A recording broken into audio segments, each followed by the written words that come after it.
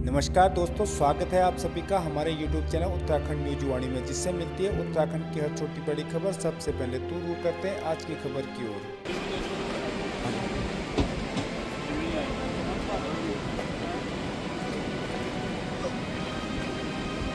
आदरणीय पूर्व मंत्री जी, जो इस समय पर बागेश्वर महाविद्यालय में छात्र संघ के बीच आपस में NSUI और AVP के बीच जो लड़ाई झगड़ा हुआ, उसके बाद जो हालात आज बागेश्वर छात्र संघ के हैं, उसमें आप क्या कहना चाहेंगे?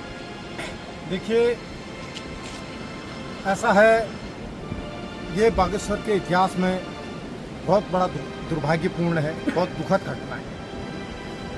मैं भी इसी डिग्री कॉलेज में 3-4 बार लगातार मतलब 5-7 साल तक नेतागिरी रही। छात्र संघ में हमेशा जीतते रहा और इसी जो डिग्री कॉलेज आज सुंदर डिग्री कॉलेज बना रखा है, वो हमारे साथियों की और हम सब लोगों की एक बहुत बड़ी मेहनत है। 7 दिन तक BSc जो फैकल्टी खुली, उसके लिए मैं आमरण अनशन में बैठा था। और जब BSc फैकल्टी खुली, उसमें मुझे याद आता है कि माननीय हरीश रावत जी, स्वर्गीय श्रीमती इंदिरा हरदेश जी, एक शिक्षक संगठन का बहुत बड़ा इनका आयोजन हुआ था, एक सम्मेलन था। और मैं अपने सब साथियों के साथ, छात्र नेताओं के साथ आया और मैंने इनको उस सम्मेलन में घुसने नहीं दिया। मैंने कहा कि जब तक हमारे ये BSc, हमारे जो गरीब लोग हैं, जो हमारे दूर दराज दानपुर से, काड़ा कमश्यार से, दफौड इलाके से, हमारे क्या बागेश्वर नगर से, मैंने कहा छात्र पढ़ने कहाँ जाएंगे? किसी की ऐसी हालत नहीं है कि हर बच्चा, हर अभिभावक अपने बच्चे को अल्मोड़ा भेजे, नैनीताल भेजे। वो देन आज हमारी है जो हमने BSc MSc खुलवा रखी है। हम सब छात्रों की ये है। माननीय हरीश रावत जी ने कहा, भाई हमें मीटिंग में जाने दो, उसमें उत्तर प्रदेश था, कि हम BSc खुलवाएंगे, और हमने BSc खुलवाई। और इस कॉलेज के लिए हमारा बहुत बड़ा योगदान है। और कभी हम पक्ष विपक्ष के लोग इस प्रकार के लड़ते नहीं थे। होती थी राजनीति, चुनाव के दौरान होती। जब ये संघर्षों का दिन आता था, सब हम एक हो जाते थे।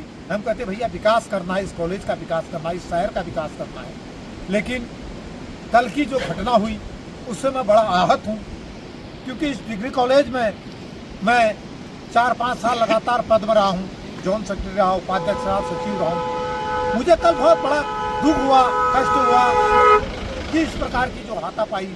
उसके बाद जो छात्र जेल भेजे गए, ये बहुत दुर्भाग्यपूर्ण बात है। ऐसा दुर्भाग्यपूर्ण घटना पहली बार हुई है कि 1-2 पक्ष लड़ते हैं, लेकिन कुछ सयाने लोगों ने इसमें राजीनामा कराना चाहिए था। और आज जो हमारे बच्चे जेल में चले गए, उनका मनोबल कभी नहीं टूटेगा और न टूटने वाला है। लेकिन ये घटना बागेश्वर के इतिहास के लिए बहुत गलत हो गया। मैं अपने तमाम सीनियर जो भारतीय जनता पार्टी के नेता हैं, जो और भी दलों के नेता हैं, उन सबसे अनुरोध करना चाहता हूँ कि सब लोगों ने इसमें बच्चों को बैठा के कंप्रोमाइज़ करना चाहिए था और इस प्रकार की घटना नहीं होती। आज डकैती की घटना लगाइए, कितना दुर्भाग्यपूर्ण बात है। बच्चों पर डकैती लगा दी। और मुझे न्याय व्यवस्था पर पूरा भरोसा है, न्यायपालिका पे, और उनके माँ बापों को भी भरोसा है। बाबा बागनाथ जी की नगरी में आज हम केदारनाथ की यात्रा से आ रहे हैं, आदि यात्रा से लौट रहे हैं, लेकिन न्यायपालिका हमें न्याय देगी, हमें न्याय देगी। उन बच्चों के भविष्य में खराबी होने देगी। जिस प्रकार के षड्यंत्र रचा गया, बहुत गलत हुआ है। सभी भाई थे, विपक्ष वाले भी हमारे भाई थे, हमारे बच्चे थे, हमारे दोस्त थे, लेकिन किसी सोचना चाहिए था कि इस प्रकार की घटना को अंजाम न दिया जाए और ऐसा काम नहीं किया जाए। कोई हम दूसरे स्टेटों से नहीं आए हैं, भारत देश के रहने वाले हैं। गलतियां हो जाती है, मैं मानता हूं, गलती इंसान से होती है।